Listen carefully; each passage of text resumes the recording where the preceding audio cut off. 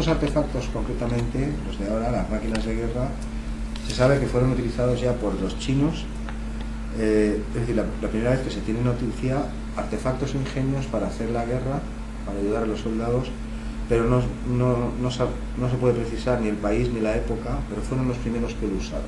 Pero en el caso de Grecia y Roma, hasta en torno al 400 a.C., es decir, los tiempos que estamos citando, Pericles, no consta que se utilizaran. Ahora les contaré alguna cosa.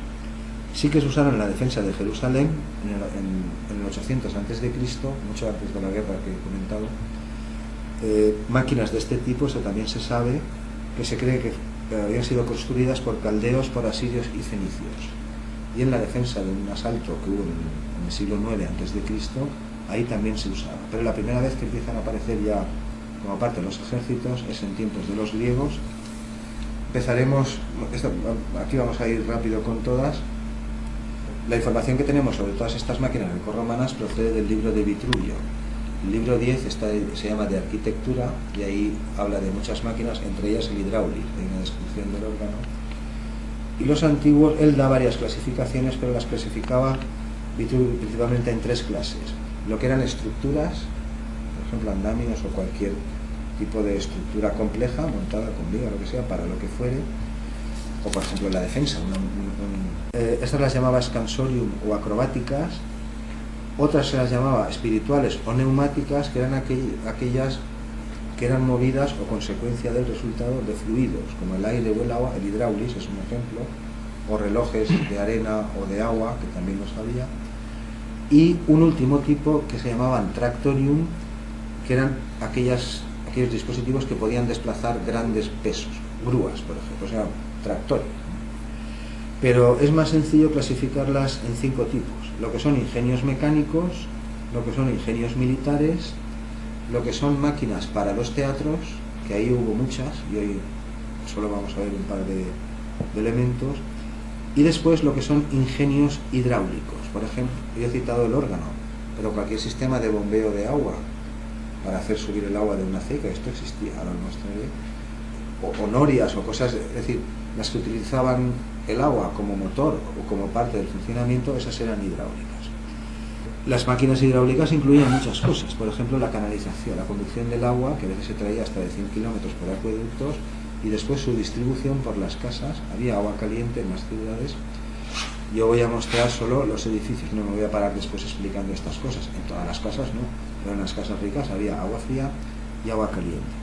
Es decir, los ingenios hidráulicos incluían cualquier artefacto en acequias o en donde fuera que hace que salves un desnivel, su conducción, su distribución dentro de las ciudades, todos aquellos ingenios donde el agua era el motor, como norias hidráulicas para sacar agua, pero también para mover otros tornos y otras máquinas. Tú pones un salto de agua suficiente, evidentemente alto, y una rueda con palas, eso siempre se está moviendo. Y tú ahí conectas un eje, como los primeros que hemos visto de Leonardo, y ese eje siempre está girando. Ahora lo veremos ilustrado mejor. Y también las que ya he citado, clepsidras, hidráulicas. Esta es una de las primeras máquinas de guerra, se llama ariete porque en la punta le ponían una cabeza de carnero, se llama aries en latín antiguo, pero de estos los llegó a ver descomunales. Tengo por aquí las medidas, por ejemplo, Vespasiano, en el sitio de Jerusalén, ese que hemos visto antes, han destruido el templo, y el que bajaba por las escaleras, ese era Tito, ¿no? Era el general. Pues en ese sitio, en el sitio de Jerusalén, se usaron arietes de este tipo que pesaban 90 toneladas. Y hacían falta, de este tipo no, sino de este, una variante del ariete. Es decir, arietes los había de muchos tamaños, los había para un solo hombre, entre varios, a veces se colgaban de bastidores, como en este caso, sobre cadenas o cuerdas que permite que se balanceen, y esos son ya muy pesados. Y había otro tipo que era como esto, en este caso es un gran arpón. Si esto se clava en la puerta, vamos, de momento has hecho brecha. Pues lo mismo, un ariete gigantesco de 90 toneladas recubierto con placas, pieles, escudos y todo tipo de cosas. Dentro podían viajar también soldados. A estas se les llamaba tortugas arietarias. La que estoy citando pesaban 90 toneladas y hacían falta 150 yuntas de bueyes y 1500 hombres para arrastrarlas. Las hubo de 180 toneladas incluso.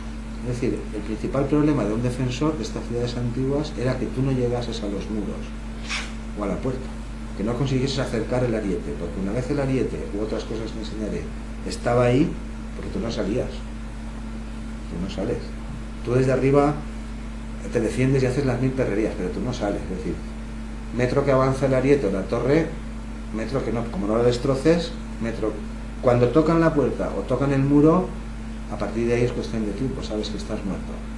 Pero ahora lo ilustraremos mejor. Es decir, Ariete era el caso más simple, y los llevó a ver enormes, de estas dimensiones que estoy citando. También en las guerras púnicas se citan grupos de tortugas arietarias que hacían falta 6.000 hombres en total para empujarlas, manejarlas. Estas son las máquinas de guerra de esta época. Se dividen en 5 clases: las de aproximación, que hemos citado, el ariete y todos sus tipos. Otras son de asalto, como grúas, o las torres que veremos en un momento. Otras son demoledoras, como el ariete que hemos visto. Otras son las que usan los defensores para la contra, se llaman de escalada, y para evitar que hagan brechas, para tirar las escaleras, o incluso grúas que están dentro de la muralla, con grandes pesos. Tú los dejas caer no sobre las tropas de fuera, sino sobre sus máquinas, para estropearles las máquinas, porque el problema no es que te se acerquen 5.000, puede que sí, si tienes suficientes escaleras igual no te da tiempo. El problema es que una máquina de estas potente llegue a tocar los muros de parte. Es decir, todas las máquinas que voy a mostrar tenían como único fin que el ariete llegase a la puerta, y a partir de ahí, pues, porque todo eso se protegía. Bueno, estos son catapultas simples, pero muy poderosas, como ven, son artefactos, y hombre, no voy a decir que se fabrican en serie como lo hacemos hoy, pero claro, legiones de carpinteros, pues miles, decenas de miles. Una legión tenía 55 de este tipo por dotación y se desplazaba con ellas, además de un montón de otras cosas. Aquí vemos otras variantes de catapultas, son diferentes modelos, incluso algunas con ruedas para poder ser desplazadas, y en función de dónde ves que cae el blanco, pues tú vas corrigiendo. Estas no tenían una ni dos.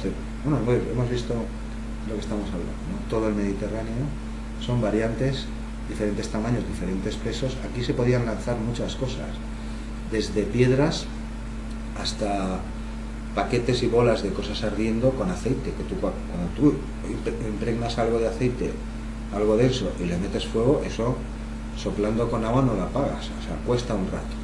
O incluso cadáveres de animales en descomposición, porque o los tienes que sacar o enterrar o quemar allí, porque eso trae después enfermedades. O incluso cadáveres de prisioneros para desmoralizar a la gente que hay dentro. Claro, de repente, ¡plas!, que hay allí tu cuñado, o Dios sabe que uno que han capturado. Estos son ya otro tipo de máquinas, se llaman balistas, las llaman, son como las es el principio de la ballesta, pero son gigantescas. Bueno, de nuevo lo mismo, las hay de muchos tamaños. Y por eso les decía, Leonardo llegó a diseñar una de estas, vamos, no recuerdo las medidas, pero como un autobús de largo, de grande, manejada por gente. Todos los mismos mecanismos, pero en gigantesco. No voy a detallar todo, esto se puede localizar en internet fácilmente, pero estas son más manejables, más pequeñas, pero son de tiro de trayectoria directa. Es decir, la flecha o el dardo o la piedra que tiran avanza en dirección recta. Las catapultas, en cambio, no, esas son parabólicas. Tienen más alcance las parabólicas si son más largas. Bueno, cada una tiene sus ventajas. Esta que ven aquí, por ejemplo, es gigantesca, además tiene 2 brazos, y todas son, esta no lo sé, esta no aparece, pero estas sí son giratorias. Esta es estática. Yo tenso, pongo el proyectil o lo que sea, en este caso una flecha, y sale esa dirección. Y si quiero cambiar la dirección, tengo que mover el aparato, pero estas no. Estas tienen aquí unos ejes, y yo lo único que muevo es el mecanismo, lo que es el arma propiamente, no la sujeción. Bueno, solo unas cuantas para ilustrarlo. Claro que no son máquinas de hierro todas, pero aquí hay componentes metálicos, ya lo creo, y de todo, resortes y todo tipo de cosas. Aquí vemos representaciones reales y alguna artística de las mismas máquinas. Estas las puede manejar un pseudoseñólogos, otras son un poco más pesadas. Incluso había un carro ballesta también, que llevaba, falta la mitad, claro, aquí detrás montada, pues una de este tipo. Probablemente también hubo carros ballestas con las otras más grandes, me imagino que sí.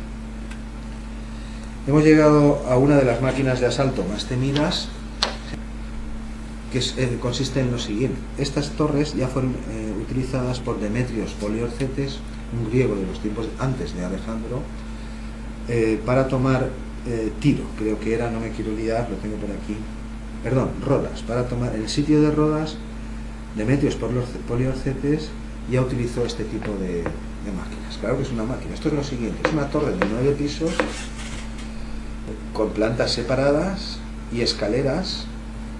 Una torre de estas podía incluir, funcionando, sin contar los que empujan, sino solo los que la hacen funcionar, 1500 soldados.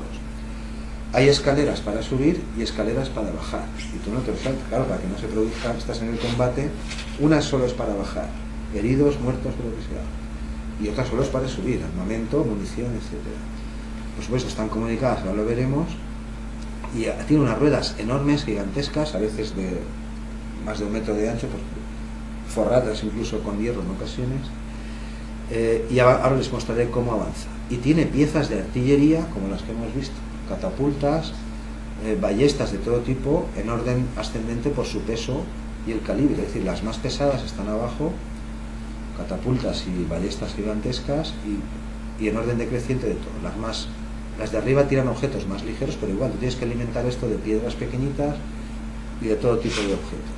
Y lleva adelante una especie de... Esto está protegido con placas de hierro. Bueno, a tal punto que se dice que después del sitio de Rodas, de Demetrios Poliorcetes, la ciudad famosa del Coloso, fue un fracaso, no consiguió tomar la ciudad, al final abandonó allí las torres y todo, y con las placas que forraban todos estos artefactos las fundieron, y con eso hicieron el Coloso de Rodas. Saben lo que es, ¿no? Esa estatua de la antigüedad que estaba en el puerto de Rodas ya no existe, una de las maravillas de la antigüedad.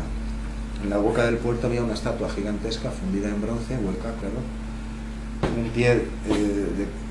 con un pie en cada extremo del puerto, de la entrada del puerto. Es el Coloso de Rodas. Pues esto se llama Eleópolo, o bastida también, o torre de asalto móvil, y ahora la veremos un poco mejor cómo funciona, entienden lo que pasa, ¿no? Algunas llevaban incorporadas puentes levadizos, esta no, esta sí, a diferentes niveles, o incluso trasladables de nivel, para que cuando estaba cerca de la muralla se bajaba el puente y por ahí, y los otros iban subiendo sin parar, claro.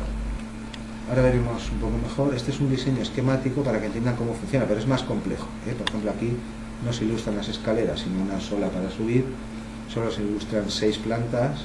Ya les digo, no sé si era esta, hay 2, 4, 6 y 3, 9. La de que estaba citando Demetrios Poliorcetes tenía 9, y creo que es la que se representa aquí. Es decir, esto hay que diseñarlo y construirlo, porque tú, para mover esto, avanza a un ritmo lentísimo, metro a metro, pero claro, como llegue allí, pues lo tienen muy crudo. Y además no la puedes desplazar, dices, es que las tengo en Roma, tráemelas allí, a Jerusalén, no puede ser. La construyes allí, envías ingenieros, talan bosques, legiones de carpinteros, gente que sabe cómo se hace, y lo monta. Pues aquí ven el funcionamiento, las ruedas que les decía, que cómo se mueve, ahora lo mostraré mejor. Para eso es que la imagen que quería mostrar tiene copyright y no permiten usarla, pero yo les puedo decir dónde está, o dónde ver. Les voy a mostrar cómo se movían estas torres. Estamos aquí, el Leopolis, esta. O sea, que tiene el copyright ahí, dice no, que no, yo pues no la he querido incluir. Pero aquí se muestra muy bien cómo se movía, es decir, debajo de la última planta. Esto que hay aquí, esta rueda, no es para moverla, es otra cosa, es para cambiar de dirección, etc. Es decir, estas ruedas, que va todo protegido, ¿no lo ven? Todo cerrado. Estas ruedas gigantescas, en un determinado momento se les metió un mecanismo para que no avanzasen solo en una dirección, como los tac-tacs y estas cosas. Está sujeta solo por un pivote, de modo que si empujo hacia allá, se mueve hacia allá, si empujo allá, se mueve hacia allá. Y en esta cuadrícula de vigas que hay debajo, ahí se insertaban centenares de hombres, los más fuertes, etc. Si queremos avanzar en este sentido, empujamos sobre este travesaño. Si queremos empujar en el otro lado, en el otro travesaño. Es decir, mover una torre de estas que no he conseguido hacerme con el peso, pues será un trabajo ingente. Bueno, solo funcionando dentro de la torre, pues ya les digo, 1500 de personal. Y para moverla, pues en fin. Volvamos a donde estábamos. 5. Este es un esquema. Aquí me aparece representado ese sistema que estoy diciendo. Aquí sí, aquí se ilustra. Bueno, no se ve tampoco, pero se ven otras piezas que antes no se veía, que es un poco más compleja. Esta es la zona central. Y aquí, este es otro tipo de máquina que lo que está todo forrado, se ha abierto, lo que permite es tú acercas esto hasta la muralla, la construyes a la altura que tiene la muralla, incluso algunas eran movibles, y por aquí dentro entran soldados a mover. La muralla no puedes derruirla. Este fue durante la vida de Roma, y antes también en la antigüedad, pero durante la vida del Imperio Romano fue el único obstáculo que los bárbaros no consiguieron traspasar jamás, en ninguna parte. Los bárbaros hicieron mucho daño durante muchos siglos en diferentes puntos del Mediterráneo, y ganaron muchas batallas y les dieron a los romanos por muchos costados en muchos sitios. Pero lo que nunca consiguieron hacer es atravesar una ciudad fortificada, de modo que cuando la conquistaban, en los casos que ocurría, lo que hacían a continuación era derruir las murallas. Es una práctica de los bárbaros. ¿Para qué? Pues para que si volvían a perder la ciudad, los romanos que la ocupaban no estuvieran tenían que volver a construir las murallas. Las murallas eran el problema de la antigüedad y por eso se desarrollaron todos estos ingenios. Aquí los vemos, todos reunidos los que hemos visto, en posición de ataque contra una puerta amurallada. Esta es la puerta, esta es la torre, para que entiendan lo que estoy diciendo, lo que estaba intentando decir. Todo el trabajo de todas las máquinas que sitiaban una ciudad tenían como fin apoyar que el ariete que está aquí al final llegase a tocar el muro de la puerta. En ese momento la ciudad estaba perdida, porque si no un día en dos, sino al tercero, al séptimo, al final la puerta caía. O bien conseguir abrir una brecha en un muro, pero eso hasta que no llegaron los cañones de explosión, eso era muy difícil. Aquí vemos por último el tanque del que hablaba Leonardo antes, ese objeto que decía que se metía entre las filas y que ninguno conseguiría, pero esto es 1000 años después.